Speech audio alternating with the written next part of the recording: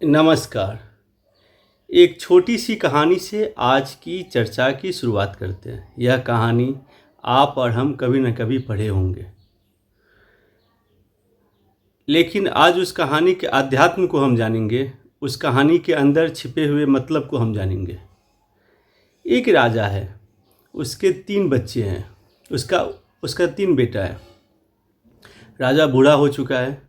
अब वो चाहता है कि उसका उत्तरदायित्व कोई संभाले।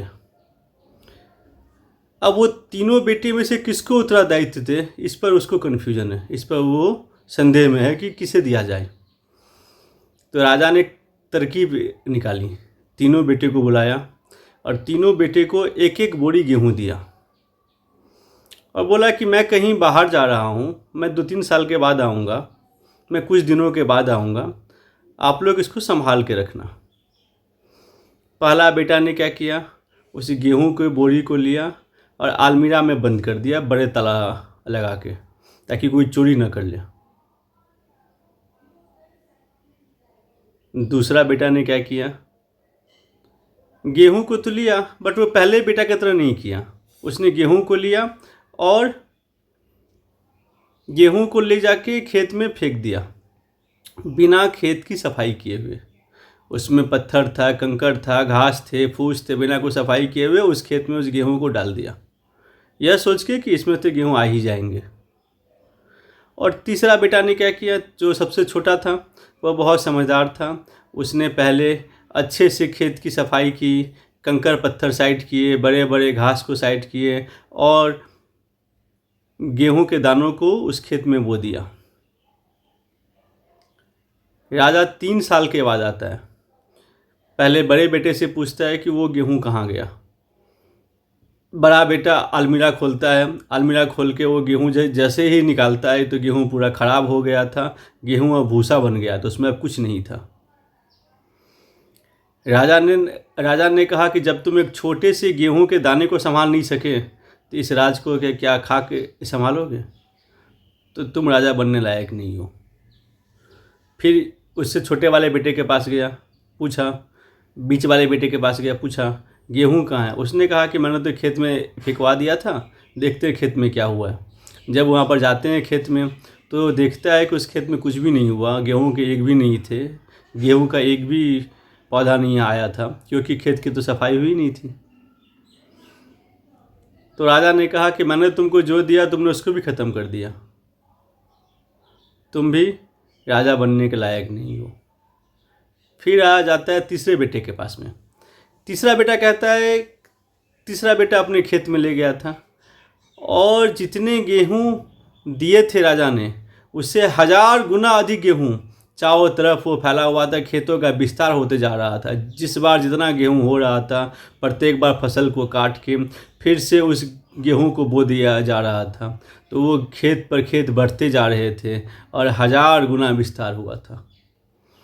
राजा ने कहा, तुम ही राजा बनने लायक हो, तुम ही हमारे राज को संभाल सकते हो, जो एक छोटे से गेहूं का इतना विस्तार कर देता है। जो मैंने दिया वो यदि 1000 गुना मुझको वापस कर दिया, तो तुम्हारे अंदर राजा की पूरी क्वालिटी है, पूरा गुण है और तुम ही इस राज्य के राजा होगे। यह कहानी आप और हम कहीं ना कहीं पढ़े हैं।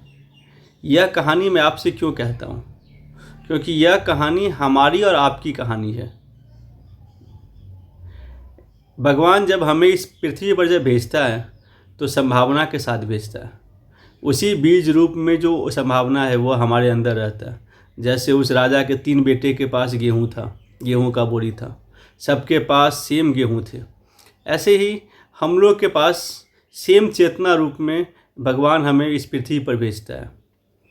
कुछ बेटा ऐसा होता है, कुछ लोग ऐसे होते हैं जो उसको अलमीरा में बंद कर दिए, चेतना को अलमीरा में बंद कर दिया, और भगवान ने जो चेतना दिया था जाने के समय में, अंतिम समय में, वह भी ख़त्म रहता है, कुछ नहीं रहता उसमें।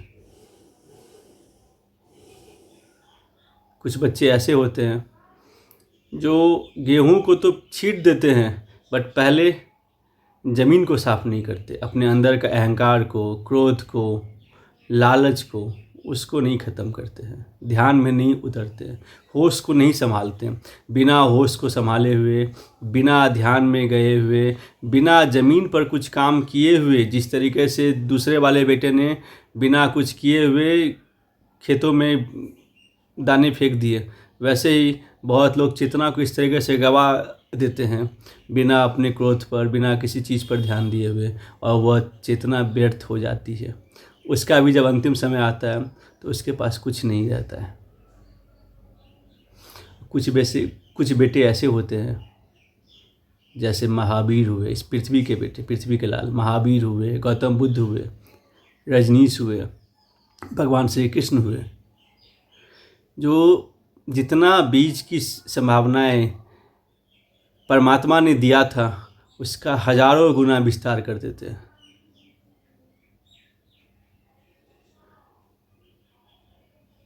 भगवान कभी भी किसी के साथ पक्षपात नहीं करता, वह सबको एक समान चेतनाएं देती है।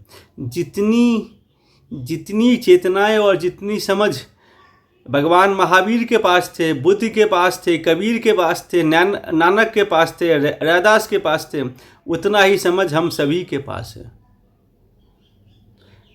फर्क इतना है कि हम उस बीज का सही इस्तेमाल नहीं करते हैं।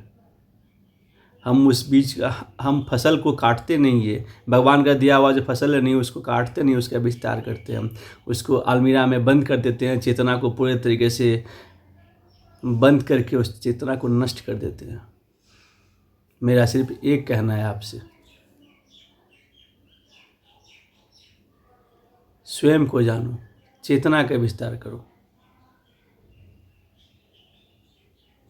संभावनाएं जितने बुद्ध के पास थे, महावीर के पास थे, उतनी ही संभावनाएं, उतनी ही चेतनाएं आपके पास भी है। सिर्फ सही दिशा में काम करने की ज़रूरत है। ध्यान में जाइए, होशपूर्वक कर्म कीजिए। यही कह के मैं आज का वीडियो समाप्त करता हूँ।